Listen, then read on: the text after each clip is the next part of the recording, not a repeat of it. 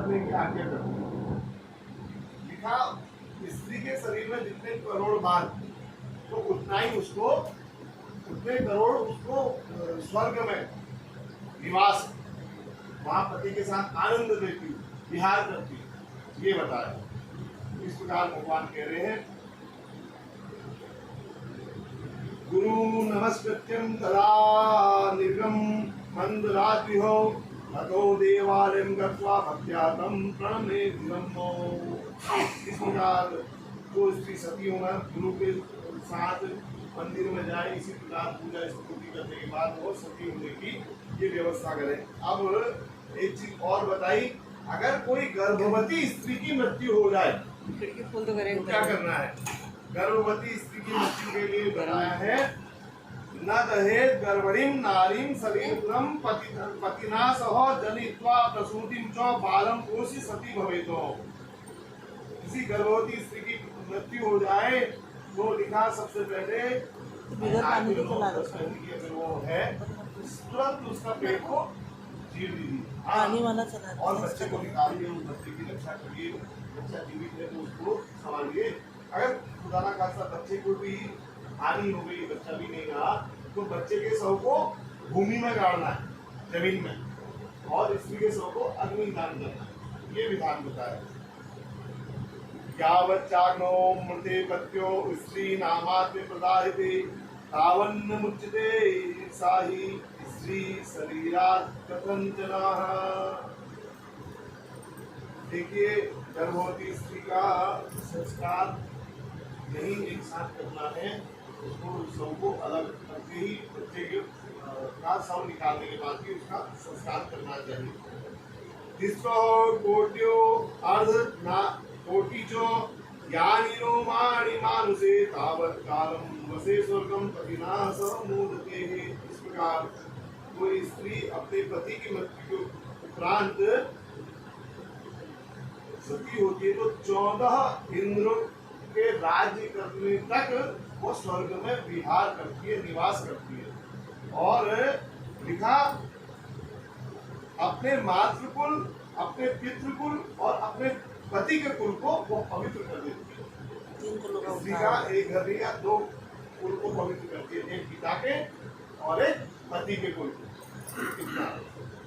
पुनश्चरायुः सा भूत्वा जायते विमले कुले पतिव्रता तु या नारी तदेव लभते पतिमो। इस प्रकार वह स्वर्ग से जब इस संसार में पुनः यहाँ वो आते हैं, जन्म लेते हैं, तो लिखा उत्तम कुल में, अच्छे घर में, बड़े सेठों के घर में वो यहाँ जन्म लेते हैं। या क्षणं दाह दुःखेन सुखमेताद्रसं तदे सामूढ़ा जन्मपर्यन्तं दह्यते विरहाग्निना। भगवान कह रहे हैं, जो स्त्री क्षण मात्र में होने वाले दुख के लिए यह कार्य नहीं करती, तो जीवन भर फिर विरह की अग्नि में रोती रहती है। वैसे इसमें भगवान ने यह भी कहा है, जो स्त्री अपने पति के साथ सती नहीं होती अपितु अपने बच्चों का भली भांति पालन पोषण करती है और अपने पति की, मृत पति की श्राद्ध के रूप में सेवा करती है, उसको भी उसी फल की प्राप्ति है। इस प्रकार भगवान कह रहे हैं। तत्पश्चात जब शव आधा जल जाए तो फिर उसका शव का 10 अर्धे दग्धे अथवा पूर्णे स्फोटे तस्य मस्तकम्मो गृहस्थानां दुकास्तेनो यतीनाम श्रीफलेन चोहो। सब आधा या पूरा जल जाए तो फिर आधा जल जाए तो उसके सर का कपाल क्रिया उसको कहते हैं, वो करनी चाहिए। और कहीं पे नहीं रोना है, रोने के लिए मना है। केवल कहाँ पे रोना है? जब सब आधा जल जाए, जब कपाल क्रिया करें, तब उस वक्त जोर से अपने मृत माता या पिता को वहां पर याद करना चाहिए, तब वो आंसू बहाने चाहिए, ऐसा करेंगे। तो गृहस्थों के जो मस्तक की कपाल क्रिया करें वो लकड़ी से होनी चाहिए, और यदि कोई सन्यासी है उनकी कपाल क्रिया श्रीफल से करनी चाहिए। इस प्रकार भगवान कह रहे हैं कि जब शव पूर्ण रूप से शव दाह हो जाए, तत्पश्चात अस्थि संचय अब प्लेन्स पर तो तीसरे दिन करते हैं, लेकिन हमारे वहाँ तुरंत कर देते हैं। कोई रानी बाग में ही प्रवाहित कर देते हैं, कोई रानी बाग से भी अस्थियों को लाकर हरिद्वार प्रवाहित करते हैं। तो 10 दिन के भीतर इन अस्थियों को हरिद्वार प्रवाहित कर देना चाहिए। ग्रहे स्नानम पुनः कृत्वा गोग्रासम प्रतापेत पत्रावल्याम च भुंजीयात गहान्नम नयो भक्षेत।